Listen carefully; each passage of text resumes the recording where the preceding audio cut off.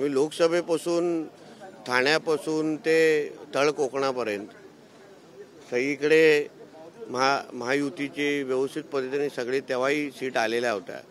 आताही विधानसभेला पण महायुतीचंच आहे. म्हणून बालेकिल्लाचा अर्थ म्हणजे काय?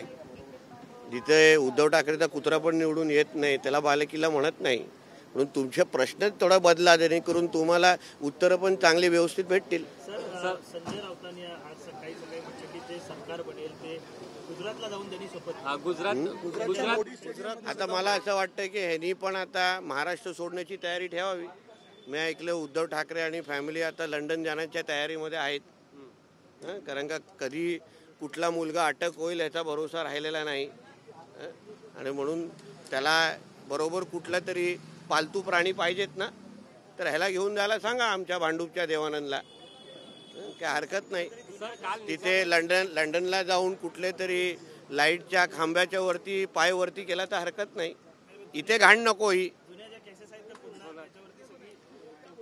आता थांबा, आता सरकार नवीन बनत आहे. आमचं हिंदुत्ववादी विचाराचं सरकार आहे, भक्कम सरकार आहे.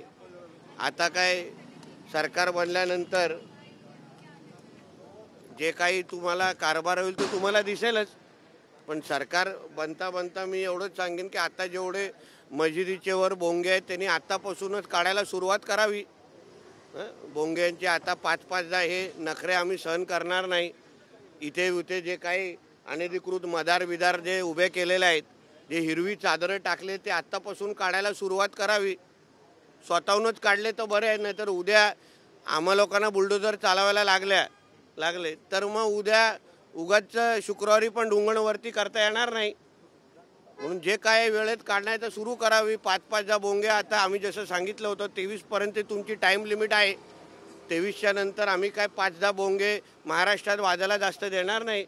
म्हणून जेवढ्या डोक्यात आहे तेव्हा अगोदर जेव्हा वेळ आहे तेव्हापासूनच मुल्ला मौलवीनी जी काय नाटके हे जे काय फतव्यांची नाटकं करायला सुरू केलेली. आमच्या महाराष्ट्रात फतवा चालला नाही, भगवाच चालला. म्हणजे काय ते नेमानी विमानी नावाचे जे काही मूल्य आहेत, मौलवी आहेत, ज्यांनी खूप फडफड केली. हे काय उलमा जे काही बोर्ड आहेत त्यांनी आत्ताच आपल्या शटर बंद करून टाळा लावून इथून पळून जावं. नाहीतर उद्या आम्हाला तुमची शिकार करण्याची वेळ आणून देऊ नका. सर, हिंदुत्वाच्या मुद्द्यावर महाराष्ट्रात बुलडोजर देवा पॅटर्न म्हणून तुम्ही सुरुवात केली होती. त्या पॅटर्नची सुरुवात आहे, तो पॅटर्न पुढे सुद्धा कायम राहील. म्हणून मी तुम्हाला त्यांना वेळ देतोय ना. आता 3-4 दिवस सत्ता बसण्यासाठी, सरकार बसण्यासाठी आहे. जे काय आहे तुमचे बोंगे असतील, तुमच्या अनधिकृत मदार असे, कारण का महाराष्ट्राच्या हिंदू समाजाने लव जिहाद, लँड जिहाद, वक्फ बोर्ड, अनधिकृत बोंगे ह्याच्या विरोधात मतदान केलेलं आहे. आता जे काही बोंगे वाजवणारे 5 वेळा आहेत, जे काय अनधिकृत मदार आणि हिरवी चादरं टाकणारी लोक आहेत, त्यांनी आता आपला बोऱ्या बिस्तारा बांधावा आणि आता पाकिस्तानला निघून जावं. नाहीतर उद्या अगर तुमच्या अंगावर चारी बाजूने अगर आमचे बुलडोजर चालायला सुरू होतील तेव्हा मग अल्लाह अकबर किंचाळत बसू नका. संजय राऊतांनी धनंजय चंद्रचूडांवरती सुद्धा आरोप केलेले आहेत. पक्षांतराचे दरवाजे त्यांनी खुले ठेवले म्हणून असं एक लक्षात घ्या ना. ह्या सकाळच्या ह्या वाजणाऱ्या संजय राजाराम राऊतचा जेवढा त्रास आता उद्धव ठाकरेला ह्याच्यामुळे झालेला आहे. आज उद्धव ठाकरे जो घरी बसला आहे ना, त्याचं सर्वात मोठं कारण हा संजय राजाराम राऊत आहे. कारण का हा नालायक नेमकं कोणाचा आहे? हा राजाराम राऊतचा तरी मुलगा आहे का नाही, आता जरा तपासा. कारण का ना सिल्वर ओकचा झाला, ना मातोश्रीचा झाला, ना 10 जनपदचा झाला. आज उद्धव ठाकरे जो घरी बसलेला आहे ना, त्याचं मूळ कारणच संजय राजाराम राऊत आहे. मुख्यमंत्री आता कोण होईल वाटतं तुम्हाला? कारण संजय राऊत बोलतात गुजराती लॉबी ठरवून आता मुख्यमंत्री. असं आहे ना, तुम्ही संजय राजाराम राऊतचे लाड किती करायला तर तुम्हीच ठरवा. सकाळचे जरा तुमचे रिपोर्टर त्याच्याकडे पाठवायला बंद करा, तुम्हाला सगळं सोयीस्कर जाईल. कालच्या निकालानंतर विरोधकांनी देवेंद्र फडणवीस हे मुख्यमंत्री व्हावे. पण प्रत्येक भारतीय जनता पक्षाच्या कुठल्याही कार्यकर्त्याला, कुठल्याही आमदाराला तुम्ही झोपेत पण विचारलं तर एकच नाव देवेंद्र फडणवीसच नाव येणार. हो, पण आता मी तुम्हाला आता पहिल्यापासून बोलत होतो ना, महाराष्ट्राच्या सत्ता केंद्रच सागर बंगला आहे. मला तेव्हा लोक हिंडवायचे, आता सगळ्यांचाच बॉस सागर बंगल्यावर बसायला लागलेला आहे. सगळ्यांचाच बॉस बसायला लागलेला आहे. आतमध्ये वातावरण बघा ना काय आहे.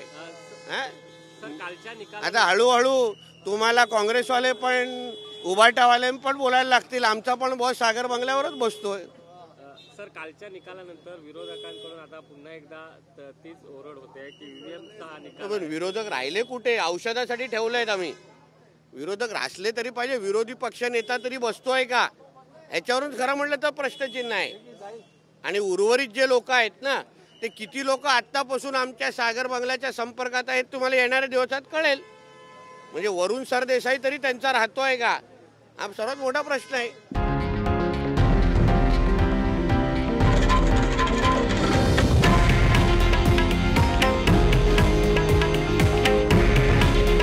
हे आहे देशातील नंबर 1 न्यूज नेटवर्क आणि आपण पाहत आहात TV9 मराठी.